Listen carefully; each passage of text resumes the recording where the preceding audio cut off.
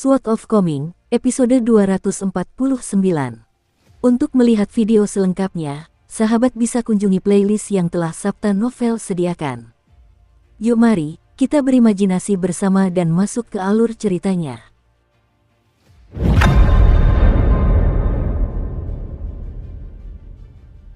Stasiun feri tempat kapal Chen Pingan akan berangkat berbeda dengan stasiun feri yang menuju negara awan pinus. Setelah membayar 10 koin kepingan salju, ia menerima lencana kayu dan menyerahkan stempel yang diberikan oleh kediaman gubernur militer. Setelah itu, Chen Pingan pergi ke stasiun feri bersama puluhan orang lainnya. Mereka diarahkan ke pintu masuk terowongan bawah tanah, yang lebarnya sekitar 20 meter, dan dipenuhi dengan ukiran frasa-frasa dari tokoh-tokoh terkenal dari masa lampau. Bagian dalam gua terang benderang, dan semua orang berjalan menuju terowongan selama sekitar 15 menit sebelum tiba di aula bawah tanah yang besar. Dinding batu di kedua sisi aula dipenuhi mural-mural yang tampak nyata, menggambarkan bidadari-bidadari cantik bergaun indah berlengan panjang yang berkibar. Fitur wajah para wanita terlihat jelas, semuanya montok dan berlekuk, tetapi tidak sampai tergolong gemuk. Berlabuh di stasiun feri terdapat sebuah lacuan 3 lantai dengan kepala naga di haluan dan ekor naga di buritan.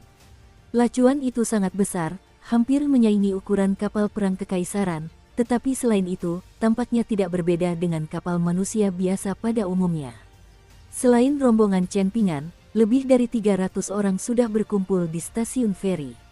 Ada pula berbagai macam toko di stasiun feri, yang sebagian besar berukuran cukup kecil, dan alih-alih plakat yang tergantung di atas pintu masuk, mereka hanya memiliki tanda yang tergantung di luar. Toko-toko tersebut menjual segala macam barang, seperti kaligrafi dan karya seni, ular dan buah-buahan, serta beberapa produk lokal khusus dari Water Combination, termasuk gaun tanah kecil, cangkir sabung ayam, potongan kaligrafi jarum pinus dari Pine Stream Nation, dan ukiran kayu elem dari Ancient Elem Nation. Sebelumnya, Chen Pingan telah membayar 10 koin kepingan salju untuk menyewa kamar di lantai 2, sementara kamar di lantai 1 hanya seharga 3 koin kepingan salju, yang setara dengan 3.000 tael perak. Memang benar bahwa ini adalah stasiun feri abadi, dan perjalanannya cukup jauh, tetapi harga ini tetaplah sangat mencengangkan dibandingkan dengan biaya perjalanan panjang di kerajaan manusia pada umumnya. Untungnya, Chen Pingan pernah bepergian dengan kapal Kun sebelumnya, jadi dia sudah tahu apa yang akan terjadi.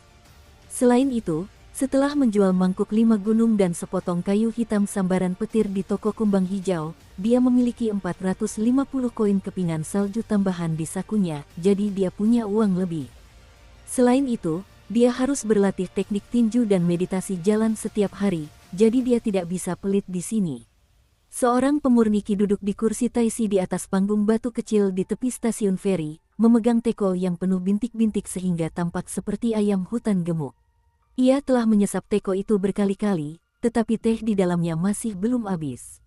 Pemurniki mengeluarkan pengingat lisan kepada semua orang bahwa kapal akan berangkat dalam 1 jam, dan mereka dapat mempertimbangkan untuk membeli beberapa produk lokal khusus yang berkualitas dan terjangkau untuk dibawa pulang sebelum naik. Ia kemudian menjelaskan secara rinci tentang gaun darat dari Colorful Garment Nation dan tanaman bonsai dari Mountain Orchid Nation, tanpa henti memujinya saat ia dengan gigih mempromosikan kedua hal ini. Selain itu, ia juga secara khusus merekomendasikan 2 toko, menyebutkan namanya. Benar saja, banyak penumpang kapal yang terbujuk untuk mengunjungi toko-toko tersebut, dan hal ini disambut dengan rasa iri atau bahkan cemoohan dari para pemilik toko lain, yang tidak memiliki dana yang dibutuhkan untuk merekrut jasa periklanan penyulingki. Chen Pingan berdiri di tengah kerumunan dengan diam, dan tiba-tiba dia teringat pada Liu Gaohua, putra pengawas prefektur Bluser, juga cendekiawan roh pohon dari bangsa elem kuno dan cawan sabung ayam yang mereka bawa saat itu. Ia mendengar bahwa cangkir-cangkir ini jauh lebih berharga di tempat lain, jadi ia juga membeli sepasang cangkir sabung ayam seharga 1 koin kepingan salju. Setelah menyimpan kotak poplar berisi kedua cangkir itu, ia membeli sekantong besar buah-buahan segar, yang ia bawa di tangannya. Berdiri di tengah kerumunan orang, Chen Pingan mengenakan sepasang sandal jerami di kakinya, kotak pedang dan kantong kain di punggungnya, serta sekantong penuh buah di tangannya. Ada banyak orang di stasiun feri, dan semuanya berdesakan, tetapi suasana di sini masih jauh lebih sepi daripada di pasar prefektur. Semua orang kebanyakan menyendiri atau membentuk kelompok-kelompok kecil mengobrol dengan tenang satu sama lain. Sangat sedikit orang yang bersuara, dan beberapa anak tidak mampu menahan kegembiraan kekanak-kanakan mereka, tetapi mereka semua ditemani oleh wali yang memegang tangan mereka erat-erat untuk mencegah mereka berlarian. Kalau menyangkut pemurni ki keliling, tak seorang pun dari mereka yang secara terbuka memperlihatkan sekte atau kekuatan yang mereka anut, dan mereka tentu tidak akan mengungkap dasar kultivasi mereka yang sebenarnya. 5 tingkat bawah dan 5 tingkat tengah berjumlah total 10 tingkat. Hal itu sudah ditetapkan, tetapi manusia tidak. Ajaran para bijak menggambarkan manusia sebagai makhluk dengan sifat yang serupa, tetapi kepribadiannya sangat berbeda. Mengejar Dao Agung adalah perjalanan yang sangat panjang. Siapa yang bisa memprediksi bagaimana kepribadian seorang pemurni ki akan berubah selama puluhan tahun, bahkan berabad-abad kultivasi? Kalau seseorang terus-menerus bertindak tanpa pertimbangan atau kebijaksanaan, mengandalkan kekuatannya untuk berbuat apa saja yang dia suka, maka suatu hari nanti dia pasti akan dihukum karena kedisiplinannya yang buruk dan diinjak-injak ke tanah oleh orang lain. Akan tetapi, bagi mereka yang cukup beruntung untuk menjadi bagian dari kekuatan abadi yang bergengsi, seperti Sekte Edik Ilahi, Gunung Bela Diri Sejati, Kuil Angin Salju, dan khususnya Akademi Pemandangan Danau, mereka tetap menuntut rasa hormat dimanapun mereka berada di benua itu bahkan jika mereka bukan murid langsung, dan seseorang tentu harus berpikir 2 kali sebelum berhadapan dengan orang-orang seperti itu. Selain itu, jika seseorang cukup beruntung memiliki master di Golden Courtier atau Nascentier, maka itu juga akan menjamin keselamatan mereka dalam sebagian besar situasi. Dendam dan dendam di antara para pemurni ki bisa berlangsung selama beberapa kehidupan bagi seorang manusia, jadi bukanlah ide yang baik untuk mencari musuh tanpa alasan yang jelas. Perseteruan berdarah antara Wind Lightning Field dan Sun Skok Mountain adalah contoh sempurna dari hal ini. Su Jia dulunya adalah seorang bidadari yang sombong, cantik, dan berbakat secara seimbang, tetapi apa yang terjadi padanya sejak saat itu? Labu pemeliharaan pedang tingkat atas miliknya telah disita oleh sektenya, dan hati pedang serta basis kultivasinya pun hancur berkeping-keping. Tiba-tiba, ia menghilang sepenuhnya, menimbulkan kekecewaan sekaligus simpati bagi banyak pemurni ki pria muda yang menganggapnya sebagai wanita impian mereka. Chen Pingan tetap diam sambil menyesap anggur dari labu pemeliharaan pedangnya, menunggu kapal berlayar. Ini akan menjadi perjalanan ke selatan sejauh lebih dari 100.000 kilometer, dan di stasiun feri tujuan akan ada kapal lain yang berlayar langsung ke kota Naga Tua. Dari sana, ia akan pergi ke Gunung Stalaktit dan memasuki tembok besar Ki Pedang, sehingga ia tidak lagi memiliki kesempatan untuk menjelajahi dunia bersama teman-temannya. Oleh karena itu, bahkan jika ia ingin minum, ia hanya bisa minum sendiri. Kapal akan segera berlayar, dan para penumpang mulai naik. Chen Pingan naik ke lantai 2 dan menemukan kamarnya, yang sangat kecil dan sempit dibandingkan dengan hunian mewah yang ia tinggali di kapal Kun. Hanya ada sebuah tempat tidur di dalam kamar, dan balkon kecil di luar yang cukup untuk 2 orang yang berdiri berdampingan. Chen Pingan meletakkan kantong buah-buahan yang telah menghabiskan lebih dari 10 tael perak, lalu melepaskan kotak pedang dan kantong kain dari punggungnya sebelum duduk di tempat tidur yang bersih dan nyaman. Saat berbaring di tempat tidur, ia tak kuasa menahan diri untuk mengingat kembali tempat tidur papan kayunya di rumahnya di Clairvaux Eli. Ada pepatah yang mengatakan bahwa orang miskin takut pada musim dingin, sementara orang kaya takut pada musim panas, tetapi bagi Chen Pingan, rasanya bahkan orang kaya biasa pun punya banyak cara untuk menghalau panas, apalagi pemurni ki maha kuasa yang mampu melakukan hal-hal ajaib. Chen Pingan duduk di tempat tidur, lalu menggulung lengan baju dan celananya, memperlihatkan beberapa jimat samar di pergelangan tangan dan kakinya, tempat ki sejati perlahan-lahan mengalir. Jimat-jimat itu menyerupai belenggu tak kasat mata, dan tidak tampak begitu istimewa, juga tidak tercatat dalam buku penghindaran kematian asli yang dihadiahkan kepadanya oleh Li Zisheng. Jimat-jimat ini adalah hasil karya Pak Tua Yang, dan disebut jimat 8 tael ki sejati. Pak Tua yang tidak menjelaskannya secara detail, ia hanya memberitahu Chen Pingan bahwa jimat-jimat ini dapat memungkinkan ki sejati dalam tubuh seorang seniman bela diri murni bersirkulasi dan memperbaiki kondisi fisik mereka selama tidur. Lebih lanjut, setelah Chen Pingan mencapai tingkat pemurnian ki, keempat jimat ini akan memudar dengan sendirinya. Akan tetapi, jika ia tidak dapat menembus kemacetan itu, maka begitu ia sampai di Patuayang, ia dapat pergi ke toko obat debu dan menemui Zeng Dafeng, mantan penjaga gerbang kota, untuk mengambilkan jimat itu untuknya. Chen Pingan menggulung lengan baju dan celananya kembali, lalu berjalan menuju balkon. Menurut kronik lokal negeri sisir air, seekor naga sejati pernah dikejar oleh seorang dewa, dan ia melarikan diri ke dalam tanah, menggali tanah dengan tubuhnya yang besar untuk menciptakan saluran air bawah tanah ini. Akhirnya, ia muncul dari tanah di gua di negara sisir air sebelum terbang menuju Kekaisaran Li Agung di utara. Akhir pertempuran itu melahirkan Jewel Small World, dan rute ini juga dikenal sebagai jalur naga karena legenda ini. Ada saluran lain di samping saluran ini, dan kedua saluran tersebut memudahkan pelayaran kapal-kapal yang datang dari utara maupun selatan. Di antara kedua saluran tersebut terdapat pagar yang seolah membentang tanpa batas, dan sebuah lentera bercahaya tergantung di dinding batu setiap beberapa kilometer, menerangi saluran di dekatnya dengan terang. Namun, pada malam hari, semua lentera tersebut akan dipadamkan sehingga para penumpang kapal dapat tidur tanpa terbangun oleh cahaya tersebut. Kamar-kamar di kedua sisi kamar Chen Pingan cukup berisik. Peraturan stasiun feri untuk kamar-kamar di lantai 2 cukup longgar, dengan maksimal 5 orang diizinkan menginap di setiap kamar. Jika tidak ada cukup ruang untuk tidur di tempat tidur, mereka terpaksa tidur di lantai. 10 koin kepingan salju adalah jumlah yang cukup besar, sehingga tidak semua orang mampu menikmati kemewahan memiliki satu kamar sendiri. Jalan bercocok tanam bukanlah jalan yang mudah, terutama bagi para petani keliling, yang seringkali harus mengambil risiko besar untuk mendapatkan uang. Jika mereka tidak mempunyai jalan pintas atau sumber penghasilan khusus, maka tidaklah berlebihan jika dikatakan bahwa mereka semua senantiasa mempertaruhkan nyawa mereka untuk mendapatkan dana guna membiayai usaha taninya. Jadi, para petani pada umumnya adalah orang-orang yang sangat kikir. Kamar Chen Pingan menghadap ke saluran air di sebelahnya, dan saat kapal berangkat melanjutkan perjalanannya, ia mendapati banyak orang berdiri di dekat pagar di lantai pertama lacuan, memegang pancing di tangan mereka. Mereka tidak menggunakan umpan, hanya melemparkan kail langsung ke sungai bawah tanah di bawahnya dengan kail terbuka, dan pada dasarnya mereka mencoba mengaitkan ikan hanya dengan keberuntungan belaka dengan membiarkan kapal yang bergerak membawa kail mereka di sepanjang air. Kadang-kadang, ada ikan seukuran telapak tangan yang terpancing, lalu diseret ke dek sebelum dilemparkan begitu saja ke dalam keranjang ikan.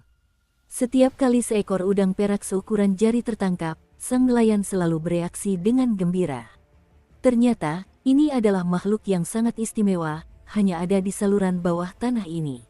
Di Water Combination, mereka disebut naga sungai, sementara di selatan, mereka disebut perak. Udang-udang ini mampu menyerap energi spiritual dari perairan, dan dianggap sebagai makanan lezat di kalangan pencinta kuliner. Udang muda panjangnya sekitar 1 cm, dan setelah sekitar 12 tahun, mereka bisa tumbuh hingga mencapai panjang jari. Baru setelah 100 tahun mereka akan mencapai panjang 2 jari, dan pada tahap itu, mereka akan tampak seperti mengenakan baju zirah giok tembus pandang. Seekor naga sungai berusia seabad akan sangat lezat dan penuh dengan energi spiritual yang melimpah. Harganya bisa mencapai setengah koin kepingan salju per ekor di selatan. Jika seorang penumpang berhasil memancing naga sungai berusia 6 abad, ongkos kapalnya akan ditanggung. Ini bukan hanya cara untuk menghasilkan uang, tetapi juga bisa membantu mengisi waktu, jadi mengapa tidak mencoba memancing? Satu-satunya masalah adalah naga sungai sepanjang jari relatif mudah dipancing, tetapi memancing spesimen sepanjang 2 jari atau lebih sebagian besar bergantung pada keberuntungan. Saluran sungai ini telah ada selama lebih dari 1000 tahun, dan konon seseorang pernah menangkap seekor naga sungai sepanjang 1 meter. Naga sungai itu memiliki sepasang antena emas, dan tangkapannya sungguh luar biasa. Akhirnya, naga itu dijual kepada penguasa kota Nagatua, tetapi sayangnya, tidak pernah diungkapkan berapa harga yang ia bayarkan. Chen Pingan selalu menjadi pemancing yang rajin, jadi dia secara alami tertarik pada apa yang dilihatnya, dan dia meletakkan dagunya di pagar lantai 2, menatap lama ke bawah pada orang-orang yang memancing di lantai pertama. Sambil melakukannya, ia berpikir pasti ada pancing yang dijual di kapal, tetapi ia tidak tahu berapa harganya. Jika ia bisa membeli satu dengan 1 atau 2 koin kepingan salju, ia pasti ingin mencoba peruntungannya juga saat tidak sedang berlatih teknik tinju. Sekembalinya ke kamarnya, Chen Ping'an membawa beberapa buah yang dibelinya sebelumnya, yang cukup segar, tetapi sama sekali tidak mengandung energi spiritual. Sambil melakukannya, ia mulai merencanakan latihan teknik tinjunya. Perjalanan itu akan memakan waktu 2 bulan, dan di sepanjang perjalanan, kapal akan singgah di stasiun feri di negara lain untuk perbaikan dan persediaan. Itu akan menambah 4 atau 5 hari perjalanan. Kapal ini jauh lebih lambat daripada kapal Kun, tetapi itu sudah bisa diduga, mengingat kapal Kun adalah kapal penyeberangan benua milik Ceremony Mountain, sekte utama di benua buluh lengkap. Menurut perkiraan Chen Ping'an, ia menghabiskan sekitar 5 atau 6 jam sehari untuk tidur, makan, dan tugas-tugas kasar lainnya, yang menyisakan sekitar 18 jam sehari untuk latihan teknik tinju. Kini setelah ia mempercepat latihan teknik tinjunya, ia memiliki keunggulan signifikan dibandingkan dirinya di masa lalu, dan ia akan mampu berlatih meditasi jalan 6 langkah sekitar 3.600 kali sehari. Selama 2 bulan, itu setara dengan lebih dari 200.000 repetisi. Kedengarannya seperti perhitungan matematika sederhana, tetapi bagi praktisi teknik tinju berpengalaman seperti Chen Ping'an, ia tahu bahwa mempraktikkannya akan sangat sulit. Bahkan dengan ketahanan mentalnya yang luar biasa, ia merasa ini akan menjadi tugas yang sangat berat. Dulu, entah ia bepergian ke negara Sui besar atau ke selatan menuju negara sisir air, ia selalu melewati berbagai macam pemandangan.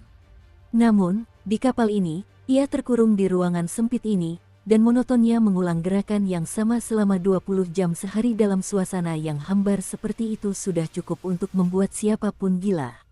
Yang terpenting, siksaan jenis ini sama sekali berbeda dari siksaan yang ia derita saat berlatih teknik tinju di bawah bimbingan kakek Cui Chan. Siksaan yang terakhir merupakan ujian kemampuan untuk menahan rasa sakit yang luar biasa dalam waktu singkat, sementara siksaan yang pertama tampak jauh lebih santai dan rileks, hanya terdiri dari latihan teknik tinju yang santai, tetapi merupakan jenis siksaan yang berbeda dan perlahan-lahan yang akan terus-menerus menggerogoti kewarasannya.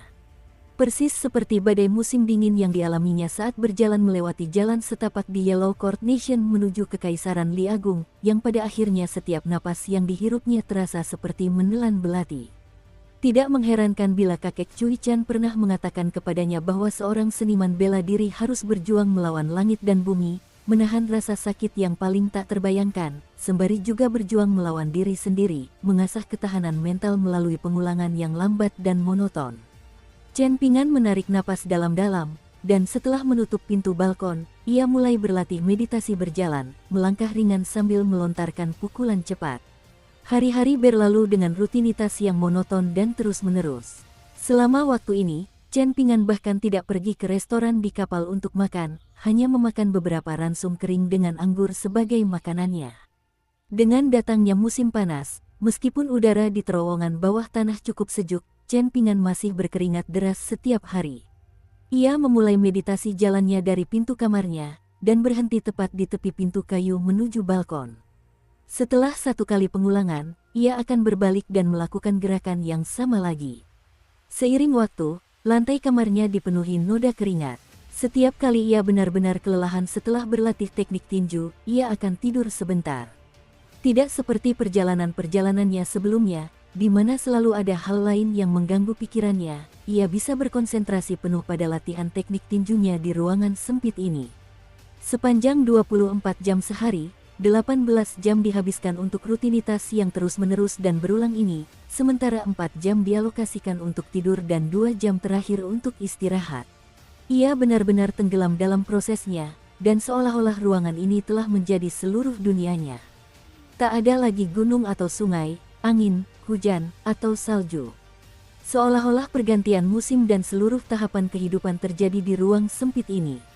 Selama 20 hari, pintu kayu menuju balkon tidak dibuka 1 kali pun. Suatu malam, Chen Ping'an terbaring di tanah dengan pakaiannya basah kuyup, begitu pula lantai kayu di bawahnya. Ia terengah-engah seperti ikan yang baru saja diseret ke pantai, dan ia ingin tertawa, dan ia ingin tersenyum, tetapi ia tak punya tenaga untuk melakukannya. Dia bertanya-tanya apa yang akan dia lakukan apabila pemilik Kespur Kesing Pagoda tiba-tiba menyerangnya saat dia sedang dalam kondisi rentan. Dengan mengingat hal itu, ia mengalihkan pandangannya ke labu pemelihara pedangnya. Dalam situasi seperti itu, ia harus bergantung pada dua diva kecil yang berharga ini untuk menyelamatkannya. Dukung terus channel YouTube Sabta Novel. Selama 10 hari berikutnya, Chen Ping'an harus melepas labu anggur dari pinggangnya dan bahkan melepas sandal jeraminya. Dengan lengan baju dan celana digulung, ia terus berlatih meditasi berjalan bolak-balik di dalam ruangan. Ia sudah menginjakkan satu kaki di tingkat keempat, dan merasa hanya perlu satu kali upaya keras untuk menyeret kaki lainnya ke tingkat keempat juga. Tetapi rasanya kaki yang tertinggal itu seperti tertancap dalam lumpur, tak mau bergerak sekeras apapun ia mencoba. Bahkan setelah sebulan penuh bermeditasi berjalan, kemajuannya masih sangat lambat, dan ia hanya sedikit melepaskan kakinya dari lumpur. Selama waktu ini, dunia di sekitarnya tidak sepenuhnya sunyi. Setelah terbiasa dengan kehidupan di kapal, para penumpang yang tinggal di kamar-kamar di sebelahnya tidak lagi menahan diri sebanyak sebelumnya. Kamar di sebelah kiri Chen Ping'an tampak seperti tempat tinggal sekelompok pahlawan yang berkelana, dan mereka akan berpesta anggur dan daging setiap hari sambil mengobrol bebas tentang apapun yang terlintas di benak mereka. Akan tetapi, mereka kebanyakan berbicara dalam dialek resmi negara lain, dan sangat jarang beberapa kalimat yang diucapkan dalam dialek resmi benua Fial berharga timur muncul. Pada waktu-waktu tertentu sepanjang hari, Chen Ping'an akan tersadar dari keadaan mendalam dan mendalamnya, dan pada saat-saat seperti itu, suara apapun yang didengarnya akan bergemuruh seperti guntur di telinganya, sehingga ia akan menjadi sangat gelisah mendengar suara percakapan riuh yang terdengar di sebelah kirinya. Adapun penumpang yang menginap di kamar sebelah kanannya, mereka tampak merupakan sekelompok orang abadi dari sebuah sekte kecil yang sedang berkultivasi, dan relatif tenang dibandingkan dengan mereka yang menginap di kamar sebelah kiri. Namun, kultivasi mereka mengharuskan mereka melafalkan ajaran sekte mereka 2 kali sehari, sekali di pagi hari, dan sekali di malam hari.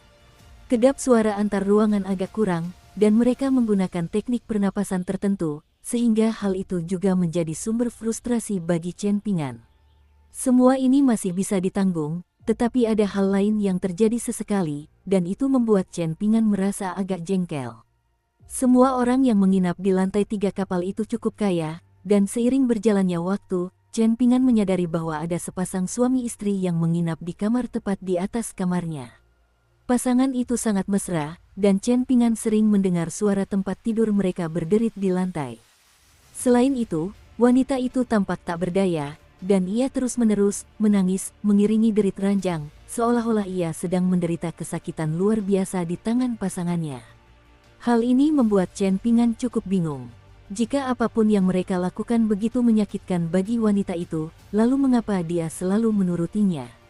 Jika mereka memang pasangan, lalu mengapa mereka tidak bisa membicarakannya dan mencapai solusi?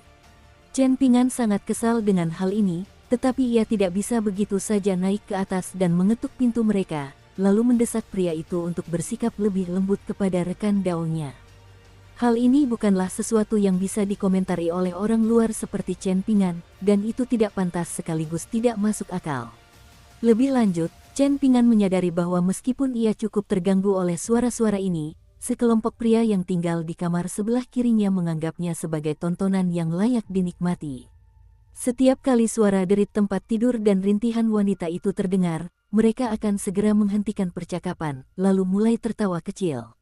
Dari beberapa cuplikan yang diucapkan dalam dialek resmi benua botol berharga timur yang dapat dipahami Chen Ping'an, tampaknya mereka sedang mendiskusikan apa yang mereka dengar dengan sungguh-sungguh, seakan-akan mereka sedang memberikan komentar mereka tentang pertempuran yang spektakuler.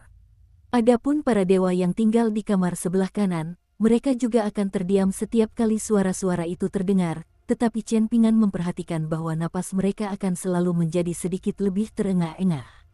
Tampaknya seperti dirinya, mereka juga sangat terganggu dengan suara-suara ini. Untungnya, tidak butuh waktu lama sebelum Chen Ping'an mulai terbiasa dengan gangguan ini. Suatu ketika, tempat tidur di atas bergetar hebat seolah-olah terjadi gempa bumi, dan wanita itu meratap sekeras-kerasnya.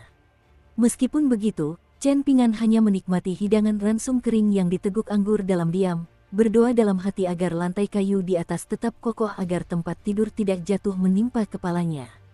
Selama beberapa pemberhentian yang dilakukan kapal di stasiun feri lainnya, Chen Ping'an tidak dapat menyaksikan pemandangan negara-negara selatan karena dia bahkan tidak membuka pintu kamarnya sekalipun.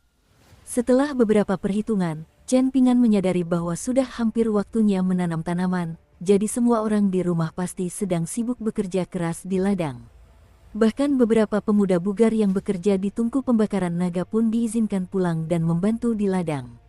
Dulu, ketika Pak Tua Yao masih bekerja sebagai pengawas tungku pembakaran naga, ia selalu sangat lunak dalam hal-hal seperti ini, meskipun ia pemarah dan berlidah tajam. Tungku pembakaran lain umumnya hanya memberi waktu istirahat 3 hari untuk panen, tetapi Pak Tua Yao selalu memberi waktu istirahat 4 atau 5 hari. Sayangnya, bagi orang-orang seperti Liu Xianyang dan Chen Pingan, yang tidak memiliki tanah pertanian yang diwariskan kepada mereka, mereka harus bekerja keras selama masa ketidakhadiran rekan-rekan mereka, sehingga mereka selalu berakhir lebih lelah daripada orang-orang yang bekerja keras di ladang. Setelah berlatih teknik tinjunya selama sebulan penuh, Chen Pingan telah menyelesaikan lebih dari 100.000 pengulangan tanpa menyadarinya. Yang paling menarik baginya saat ini adalah mencari tahu berapa banyak nelayan di kapalnya yang berhasil menangkap naga sungai berharga itu yang panjangnya 2 jari atau lebih. Suatu hari, saat Chen Pingan sedang beristirahat dari latihan teknik tinjunya sekitar tengah hari, ia tiba-tiba menyadari bahwa meski ia masih memiliki anggur tersisa di labu pemeliharaan pedangnya, ia hampir kehabisan ransum kering. Oleh karena itu, ia mengikatkan labu anggur ke pinggangnya, mengambil kotak pedangnya, lalu mengenakan sandal jeraminya sebelum membuka pintu kamarnya untuk pertama kalinya dalam perjalanan ini sehingga ia dapat pergi ke salah satu restoran terdekat di kapal untuk membeli makanan.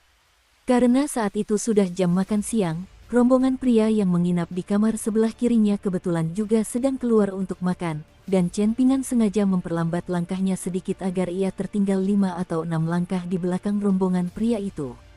Salah seorang di antara mereka tidak dapat menahan diri untuk berbalik menatap tetangga mereka yang aneh ini, yang baru pertama kali mereka lihat, tetapi salah seorang pria lain dalam kelompoknya dengan cepat menarik lengan bajunya, memperingatkannya agar tidak membuat masalah, dan pria itu pun langsung memalingkan mukanya.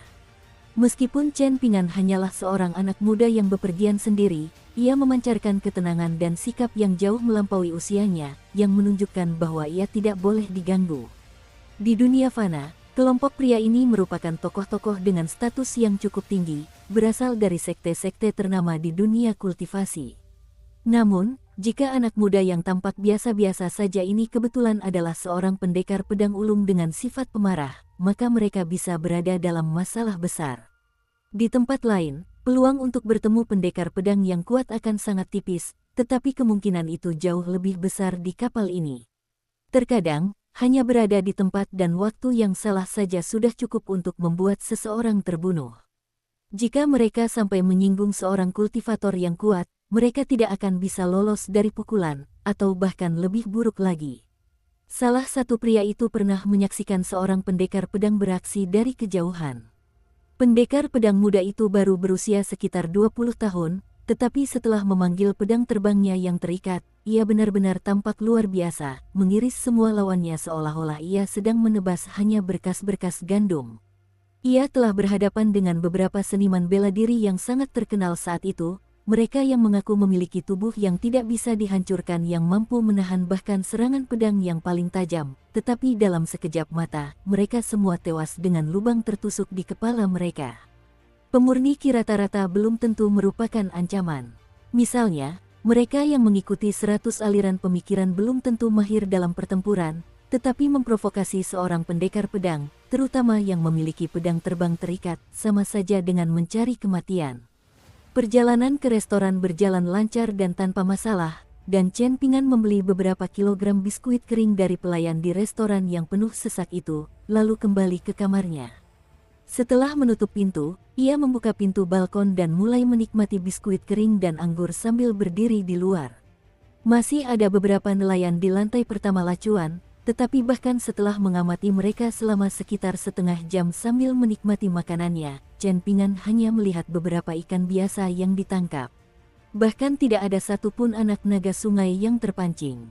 Tiba-tiba, Chen Pingan teringat suatu kejadian di mana ia dan Cui Chan berada di puncak sebuah gunung yang tinggi. Cui Chan sangat bosan, sehingga ia memutuskan untuk mengikuti Chen Pingan berlatih meditasi berdiri.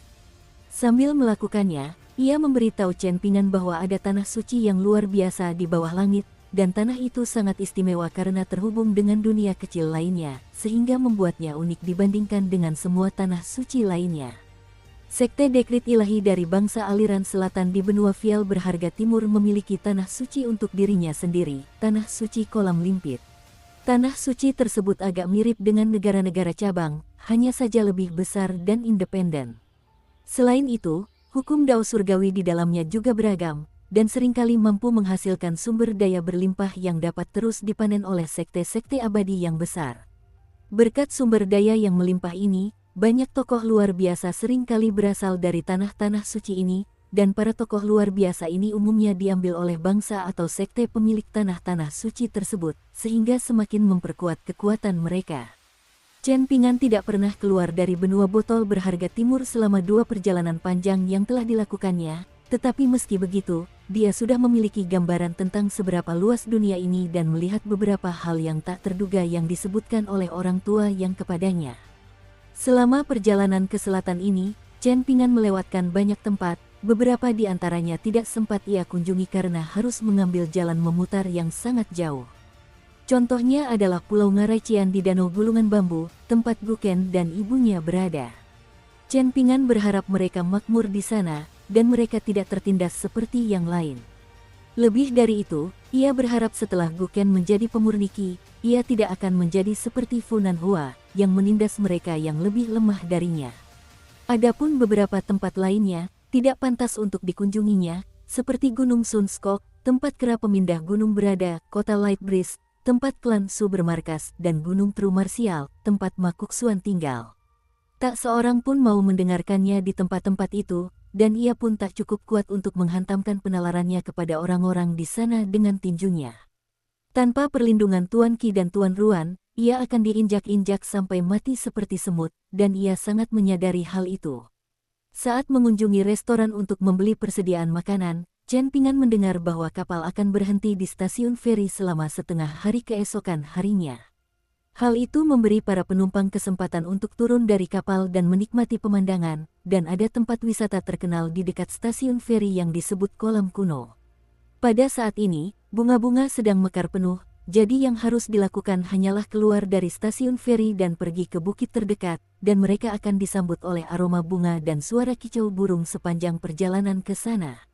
Jika seseorang beruntung, maka mereka akan mampu menangkap roh bunga yang dikenal sebagai gadis ramuan aromatik, yang mengeluarkan aroma samar alami. Itu adalah kantong parfum hidup terbaik, dan mereka dicintai oleh semua pemurniki wanita dan wanita kaya. Chen Ping'an merasa sebaiknya meninggalkan kapal dan keluar mencari udara segar. Setelah sebulan penuh mengurung diri di kamar, ia merasa seperti akan ditumbuhi jamur. Setelah mengambil keputusan, Chen Ping'an kembali ke kamarnya dari balkon, lalu menutup pintu dan melanjutkan latihan meditasi berjalannya. Keesokan harinya, kapal berlabuh di stasiun feri, dan aula di dalam gua bawah tanah itu mungil dan dibangun dengan indah, dengan aroma harum yang tercium di udara. Berbeda dengan stasiun feri Water Combination yang besar dan megah, aula ini memiliki pesona yang berbeda. Kapal sedikit bergoyang, dan Chen Ping'an bangun dari tempat tidur setelah tidur kurang dari 4 jam, lalu mulai mengemasi barang-barangnya. Ia berencana membawa semua barangnya karena ia tidak berani meninggalkannya di kamar. Mungkin kolam kuno memiliki reputasi yang gemilang, atau memang tempat yang sangat bagus. Bagaimanapun, hampir semua penumpang kapal telah memutuskan untuk turun di sini untuk bertamasya. Setelah turun dari kapal, Chen Ping'an berjalan bersama kerumunan, dan sekelompok orang berdiri di sampingnya, dipimpin oleh 2 orang lanjut usia. Keduanya memiliki aura yang dalam dan lembut, menyerupai air sungai yang mengalir pelan, dan langkah mereka terasa ringan. Sekalipun mereka bukan makhluk abadi dari 5 tingkat tengah, mereka pasti tak jauh dari sana. Chen Ping'an memang tak punya kebiasaan menguping, tetapi selama sebulan terakhir ia habiskan di kamarnya, ia tak punya pilihan selain menguping percakapan tetangganya. Kini setelah ia mendengar percakapan dalam dialek resmi benua Fiel Harta Karun Timur, yang terbukti jarang terjadi, ia pun tak kuasa menahan diri untuk tidak mendengarkan. Mereka membahas keadaan benua, beberapa berita terkini dari semua sekte pembudidaya utama, dan juga beberapa berita yang berkaitan dengan beberapa tokoh terkenal di benua itu. Percakapan berlangsung cukup santai, dan kedua orang tua itu yang lebih banyak berbicara, sementara para junior di samping mereka mendengarkan dengan penuh hormat dan sangat jarang menyela. Bahkan jika ada pertanyaan yang diajukan, mereka melakukannya dengan sangat hormat, dan itu sangat berbeda dari apa yang Chen Ping'an lihat dari orang lain, seperti Liu Baqiao dari Wind Lightning Field, Cao Jun dari klan Cao di Clay Fase Eli, dan Zhou Ju dari Lakeview Academy, yang tidak satu pun dari mereka memiliki kepribadian formal dan terkendali seperti itu. Pada akhirnya, salah seorang lelaki tua, yang memiliki segel giok hitam kecil tergantung di pinggangnya, berbicara tentang bagaimana kapal Kun di Gunung Upacara telah karam, mengakibatkan banyak korban jiwa, dan dia sangat gusar dengan topik tersebut. Dia mengakui bahwa Dao Master dari benua buluh lengkap memiliki kekuatan yang tak terduga, dan mungkin bahkan Dao Master Qi Zhen dari benua botol berharga timur tidak memiliki peluang melawannya, tetapi dia cukup kritis terhadap seberapa angkuh dan sombongnya Dao Master itu. Terkait dengan kecelakaan kapal Kun, raut wajah khawatir tampak di wajah lelaki tua itu, dan dia berkata bahwa meskipun benar kapal Kun telah dihantam oleh letusan besar Ki Pedang, dia tidak berpikir bahwa kekaisaran manapun di wilayah tengah benua Vial berharga timur bertanggung jawab atas insiden tersebut karena tidak ada satupun dari mereka yang akan mendapat keuntungan dari menabrakkan kapal dari benua Rit lengkap. Hanya kekaisaran besar yang mampu mengumpulkan begitu banyak Ki Pedang sekaligus, tetapi kaisar kekaisaran itu telah secara pribadi pergi ke Sekte Dekrit Ilahi dan bersumpah bahwa dia tidak berada di balik ini. Setelah itu, dia menemui Dao Master Siesi dari benua buluh lengkap ditemani Qi Zhen untuk menjelaskan situasinya. Siesi hanya menjawab bahwa para kultivator benua buluh lengkap akan menyelidiki masalah ini dan mengambil kesimpulan sendiri. Chen Ping'an berhenti di tengah jalan, lalu tiba-tiba mempercepat langkahnya untuk menyusul kedua lelaki tua itu sambil menangkupkan tinjunya sebagai tanda hormat dan bertanya, "Maaf mengganggu, para dewa yang terhormat, tetapi bolehkah saya bertanya bagaimana nasib para penumpang kapal Kun setelah kecelakaan itu?" Salah satu lelaki tua itu sama sekali tidak menghiraukan Chen Ping'an, bahkan tidak meliriknya sedikit pun saat ia terus berjalan. Sebaliknya, lelaki tua dengan segel yang tergantung di pinggangnya berhenti dan menjawab dengan sabar, "Hampir semua penumpang 5 tingkat bawah tewas, dan bahkan banyak penumpang 5 tingkat tengah tewas." Pada saat itu, rentetan pedang Qi yang tak terhitung jumlahnya tiba-tiba meletus ke langit dari sebuah bukit, sebuah serangan yang tidak kalah dengan serangan habis-habisan seorang pendekar pedang abadi dari 5 tingkat atas, jadi tidak mengherankan jika ada begitu banyak korban jiwa. Orang tua itu menyadari bahwa berita ini telah memberikan pukulan berat bagi Chen Ping'an. Dia menghela napas pelan sebelum meneruskan langkahnya. Sementara itu, Chen Ping'an berdiri terpaku di tempatnya, dan meskipun ia terdorong oleh beberapa orang yang lewat, ia tetap sama sekali tidak menyadari apapun. Saat ia akhirnya tersadar, ia mendapati bahwa hampir semua orang telah keluar dari gua untuk melihat kolam kuno. Chen Ping'an perlahan berjalan menuju pintu masuk gua dan mendapati hari yang cerah. Di kejauhan, tampak sebuah gunung dengan lereng yang halus dan rata, dan tak terhitung banyaknya tanaman serta bunga berwarna-warni yang sedang mekar penuh. Setelah membunuh wanita kalajengking di prefektur Bluser, Chen Ping'an sebenarnya mendapatkan sebuah harta karun, tetapi ia memutuskan untuk tidak menjualnya di toko kumbang hijau. Harta karun itu berupa mesin cuci kuas tinta, dengan lingkaran teks di bagian bawahnya yang bertuliskan, "Bunga musim semi di bawah bulan musim gugur, angin musim semi di antara pepohonan musim gugur, pegunungan musim semi di bawah bebatuan musim gugur, mata air musim semi yang memunculkan embun beku musim gugur." Karakter-karakternya kecil, dan mereka berenang perlahan seperti kecebong. Chen Ping'an sangat menyukai karakter untuk mata air, dan teksnya juga berkorelasi dengan nama dua pelayan yang ia temui di kapal Kun. Saat itu, ia merasa sedikit kecewa karena hanya ada mata air dan tidak ada buah musim gugur. Catatan, nama para pelayan wanita itu adalah Chun Sui dan Kyushi, yang masing-masing berarti air musim semi dan buah musim gugur. Kita lanjut ke alur ceritanya. Kalau tidak, kalau dia bertemu mereka lagi, misalnya, kalau dia naik kapal ceremoni Mountain Kun lagi, maka dia pasti akan menunjukkan mesin cuci itu kepada mereka. Bukan untuk menyombongkan diri, tetapi hanya untuk menunjukkan kepada mereka bahwa kebetulan menarik seperti itu mungkin saja terjadi. Berdiri di pintu masuk gua, Chen Ping'an sama sekali tidak menunjukkan kesedihan atau duka di wajahnya. Ia hanya menatap pemandangan indah di kejauhan dengan tatapan kosong. Setelah mendengar berita yang menyadarkan ini, dia tiba-tiba kehilangan minat pada pemandangan, dan akhirnya, dia kembali ke kapal, lalu melanjutkan latihan teknik tinjunya di kamarnya. Hampir 1 bulan berlalu perlahan, dan dalam beberapa hari lagi, kapal akan tiba di tujuannya. Suatu malam, sebelum ia sendiri menyadarinya, Chen Ping'an telah menyelesaikan pengulangan meditasi berjalannya yang ke-200.000. Ia berganti pakaian bersih, lalu melangkah ke balkon di luar dengan sepatu lepas. Jarang sekali kapal sesunyi ini, dan karena tidak ada orang lain di sekitar, Chen Ping'an dengan hati-hati melompat ke pagar, lalu duduk di atasnya sambil mulai minum dari labu anggurnya sambil menghadap ke sungai di sebelahnya. Ia minum tanpa berpikir apapun, dan tak lama kemudian, ia menyadari bahwa anggurnya telah habis. Labu pemeliharaan pedang telah diisi dengan hampir 10 liter anggur berkualitas yang diseduh oleh Villa Air Pedang, tetapi sebagian telah diminum oleh Su Yuanxia dan Zhang Sanfeng. Sisa anggur hanya bertahan 2 bulan terakhir karena Chen Ping'an minum sangat sedikit. Ia mengocok labu anggur itu dengan kuat, tetapi sungguh tidak ada yang tersisa.